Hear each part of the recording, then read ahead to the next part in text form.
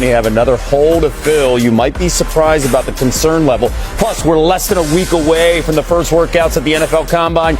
Hear from our draft expert on why Cam Ward is his number one quarterback, and Michael Penix looks like a budding star for the Falcons. So what will be the key for success? We'll tell you why Atlanta might be dangerous in 2025. Plenty of things to get to with Mina Kimes, Damian Woody, Jeff Darlington, and draft analyst Matt Miller will join us later. Let's start here with the Super Bowl champs going through another coordinator change. It's the fifth one in 3 years as the Eagles promoted Kevin Patullo to become their offensive coordinator as Kellen Moore left to become the Saints head coach. The 43-year-old Patullo has a long history with Nick Sirianni, going back to their days with the Colts in 2018. Eagles star wide receiver A.J. Brown on board. He loves this move. I truly feel like it's a great hire. He already has been involved in almost everything. Him, Kellen, and Nick basically called the plays already. So it's a great hire, and he's already familiar with us. We have a great relationship, and he knows what we need to work on because he's been there, and he's been there for a while. And like I said, he's already been a part of all the situations and the conversations and everything. So I think it's a great hire. Continuity is key, especially when you see this. Working with new play callers, nothing new for Jalen Hurts. Patullo will be the sixth play caller Hurts has had since entering the NFL and the 13th one since his college career began in 2016. Despite all the change, Hurts has the second most combined passing and rushing yards, touchdowns, I should say, over the last 3 seasons, only behind Josh Allen. And let's bring our crew here and start with you, Darlington. Patullo's never called plays. That's going to be a big storyline here in the conversation. Why did Nick Sirianni decide to promote within? Well, for one, that list. I mean, that is fascinating. Like, carry the one, add two. That's literally, on average, more than one play caller per season through his college career and professional career. So, listen, they did want continuity, and they do believe that Patullo is ready for this job. Pass game specialist in the past, as well as associate head coach. And Jalen Hurts also has spoken highly of him in addition to A.J. Brown. The question, of course, you could ask is, well, why didn't they promote him last year when they instead went outside and hired Kellen Moore? Different scenarios. Last year, they wanted to revitalize the offense. They wanted a resurgence, a new identity. They got that in Kellen Moore, and they do believe that what Kellen Moore leaves behind will transfer to the future. So the team believes Patullo, first of all, is ready. There is a trust between him and Nick Sirianni that has long existed. And perhaps even more important than that, there is a trust between Patullo and the players. And that right now, for a locker room that has seen its ups and downs, is probably the most critical component to this hire. D. Wood here. We're talking about an offense that just set a playoff record for most points in NFL history. Can they sustain the success that we saw in the postseason with this change? Absolutely, because they have the personnel to go out there and do it. You're talking about a Philadelphia Eagles offense that had the best offensive line of football, the best running back in football, two of the best wide receivers that we have in the game of football, and a very good tight end in Dallas Goedert. And so I don't think the philosophy for the Philadelphia Eagles on offense is going to change. This is going to be a rushing attack first before anything else because they have the personnel up front to do it. Now, I know they got to get re-sign Mekhi Becton, who's a free agent, but if they can keep that unit intact, there's no reason to deviate from what was so successful in 2024 for the Philadelphia Eagles. Yeah, I mean, to Damian's point, he's being set up to succeed, right? This offense is like an all-star team from the skill players to the offensive line, to the quarterback to the running back. Probably the best situation for any first-time offensive coordinator in the NFL right now. I would say if there's concern, it's twofold. One, we said the exact same thing a couple of years ago when they went in the house and promoted Brian Johnson. Oh, he's set up to succeed. All you have to do is just replicate what Shane Steichen did, and obviously that didn't work out. So I'm not saying it's going to happen again. My point is only that talent isn't the only determinant of success. And then for Patullo, and I think just for offensive coordinators in general, there's the players you have at the beginning of the season, and then there are the players that you work with as the season goes on. If there's injuries on the offensive line, or if A.J. Brown or Saquon Barkley or Hurts, God forbid, are out for any number of games, does he have the ability to make adjustments? Also, in games and in season, if something's not working, if there are certain pressure looks that Hurts is struggling against, can he give him answers? These are the things we're going to learn as the year goes on, things that we simply don't know right now in February. Excellent point. The adaptability. We saw Kellen Moore do that as well this entire season and in the postseason, coming off his two best games. That was in the NFC Championship as well as the Super Bowl. Let's stay in the NFC East now. Cowboys right guard Zack Martin informed Jerry Jones yesterday that he is retiring. The 34-year-old was an All-Pro 7 times in his fantastic career, but couldn't finish his 11th season due to an ankle injury that would later require surgery. Now, good luck replacing this guy. Zack Martin was phenomenal. I mentioned 7 first-team All-Pro selections in his career, which is tied for the most among guards all time. In that span, he had just 7 holding penalties. He also ranked top 5 in both pass block and run block win rate over the last 5 seasons. Damian, we're talking about a guy where a gold jacket will be coming down the line. It's just a matter of when. What made Martin so special? Well, it was a lot of things. Number one, just him being a technician. You're talking about a guy you had just mentioned, 7 holding penalties. You don't achieve something like that if you're not a technician, if you're not very good at the little things in your craft. Obviously, very strong mauler type guy, can displace guys against their will, great in pass protection.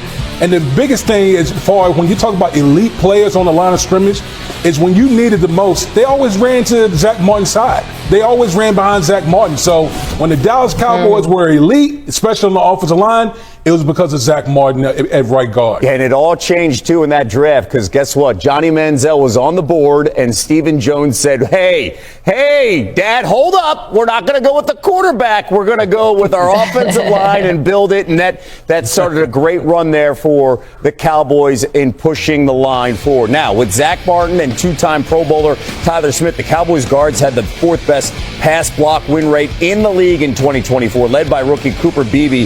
The Cowboys center were also great, combining for the 5th best pass block win rate. It was a different story on the outside where the tackles ranked 27th. So the Cowboys not only have to replace Martin, but they got to get better play out of their tackles. Mina, so there's another hole to fill here for the Cowboys. And obviously the cap goes up. You got some room here, but you also have some bills to pay here. How big of a concern is this? Yeah. Not a huge concern, actually, because, and this kind of goes back to your story with them taking Martin over Manziel. The Cowboys have, for all the criticism sent their way, pretty consistently devoted draft resources towards continuing to invest in the offensive line. And they have young players in place, some of whom, who filled in for Zack Martin when he was injured last season. You have Brock Hoffman, who got starts at guard. Cooper Beebe, who's a center who also played guard. We'll see, I think, how they view them internally. Tyler Smith is, of course, set at left guard. And then I think the bigger question isn't really the interior, but you alluded to this, the tackles. Tyler Guyton was their first-round draft pick, had his ups and downs as a rookie. Do they feel good about going into next season with him at left tackle? I think that's going to be a key question, but I don't see the Cowboys spending a lot of money on the offensive line, maybe in terms of getting some veteran depth, because they've drafted so much there and spent so many resources on it. Yeah, listen, we find fault with the Cowboys for a lot of things, but the one thing that the Cowboys have pretty much, prioritized, for quite some time has been the offensive line. They devote quite a bit of resources to that group. I think the biggest thing that they have to do is those young guys got to continue to step up. And if those guys, Cooper Beebe, Tyler Guyton, especially at the left tackle, if those guys continue to progress and get better, then I think this offensive line would be where they wanted to be. Because remember, when the Cowboys were at their best, it was always led by their offensive line. So they really need that group to step up next year. Especially when you talk about this division, too, with the Commanders rising the Eagles as the Super Bowl champs right now. We got some new news coming in on NFL Live from Adam Schefter here. The Bengals releasing a defensive tackle, Sheldon Rankins, who started 7 games last season. This saves Cincinnati $9.6 million against the cap here.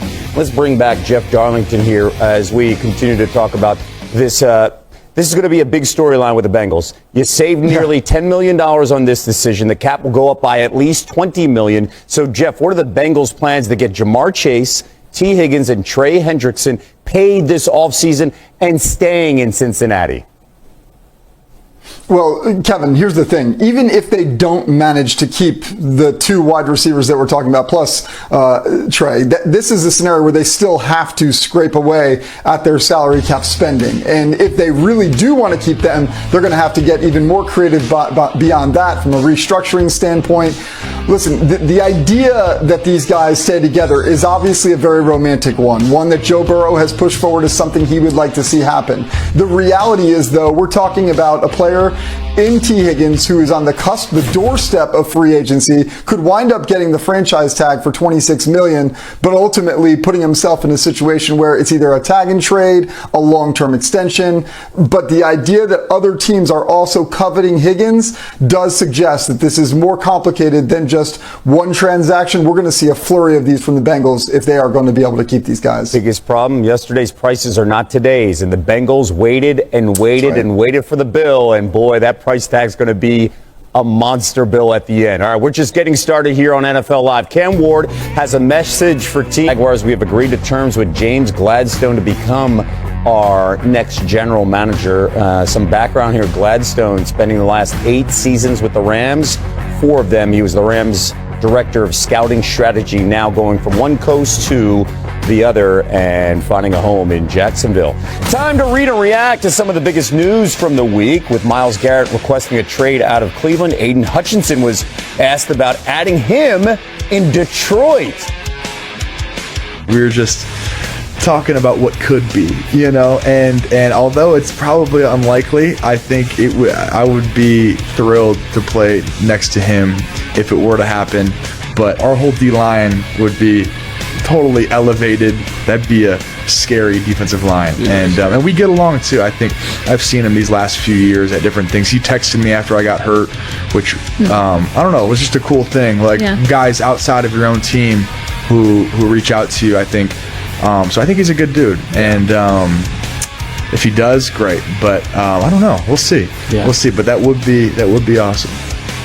Can you imagine, Mina? What do you think of Garrett potentially joining the Lions defense? Yeah, it doesn't take someone who watches a lot of tape to tell you that this would be absolutely terrifying. It'd be the best 4-man rush in the NFL. It's an obvious no-brainer for the Lions, as it is for every other team, and for Garrett, by the way, who wants to play for a Super Bowl contender. If I have hesitation, it's only financial. Myles Garrett's going to want a new, very expensive contract. Aiden Hutchinson is about to enter his contract year, so potentially you would be looking at 2 top-of-the-market edge rusher, very expensive contracts, and that would be tricky for the Lions. But you still pursue it because this is a team that was knocking on the door of the Super Bowl. Yeah, you talk about the pressure and the sacks. Speaking of that, let's go to Kansas City, where Patrick Mahomes was sacked 6 times in the Super Bowl loss to the Eagles. And now it's unlikely guard Trey Smith will get tagged by the Chiefs. Smith was a key member of that offensive line. And it looks like he'll be headed to free agency. This is not a good sign for Patrick Mahomes. You can make the case that he had the least amount of protection in his career this past season. He was sacked, blitzed, and hit at the highest rate of his career, and the only season he was pressured more was his first year as a starter in 2018. So, Damian, how badly do the Chiefs need to keep Trey Smith? Well, I mean, ideally, you want to try to keep that interior intact, because we saw what happened when they, had Joe Thuney playing out of place at left tackle. You compromised the whole unit of the offensive line, and you've already allocated resources to Joe Thuney and Creed Humphrey. It's going to be very expensive to keep Trey Smith there, but they can't go any further without all this Band-Aid type stuff on the offensive line. We saw what happened in the Super Bowl, where Patrick Mahomes were under siege all day with that Philadelphia Eagles front four. They got to address this in a big way. Never got comfortable in the pocket there, feeling the pressure. Let's get to some draft news. Top quarterback prospect Cam Ward, he had this to say about teams that pass him up. Quote, "If you don't draft me, that's your fault. You've got to remember you're the same team that's got to play me for the rest of my career, and I'll remember that." Let's welcome in our draft analyst, Matt Miller, as he joins us for this one. Matt, what do you think of Ward's statement? I love it. You love the confidence. Now, I'm not sure if I agree with it completely, but I love the confidence of him saying, I'm the elite quarterback in this draft, when in a draft where no one has really established themselves as such. Now, I do think teams, as we get ready for the NFL Scouting Combine next week, see Cam Ward as the top quarterback. He's the most dynamic mover, as you see with his legs. He certainly has the best arm talent of the top quarterbacks to make some of those big throws down the field. He can dial up velocity on the move. I love how he can manipulate his arm angle. So I approve of this message, him putting it out there. I'm the guy in this class. If you don't take me, I'll just beat you every time I play you from here on out. I think Tom Brady and Patrick Mahomes have had a lot of success with that same messaging to teams. So I like that Cam Ward's jumping on this train as well. That imaginary chip on your shoulder. Now, keep in mind, the top two teams, the Titans and Browns, are looking for quarterback help in the draft. Mina, Ward and Shedeur Sanders are the consensus top two QBs among our draft experts. When you watch the tape, who's your number one quarterback? It's Cam Ward, now that I've had some time to watch both these quarterbacks on tape. The biggest discrepancy, Matt alluded to this to me, is just arm talent. Ward makes all of the high-level, difficult NFL throws. Talking about the deep outs from the opposite hash, the hole shot, some of those anticipatory throws over the middle of the field. And it's not just that he has the tools, he also used them against good defenses in college. There's concerns, to be sure. Pocket presence comes to mind, decision-making here and there. He's not a perfect prospect. But I think the ceiling for him being the highest of all of the quarterbacks involved is why I would take him first if I was an NFL team picking at the top of the draft.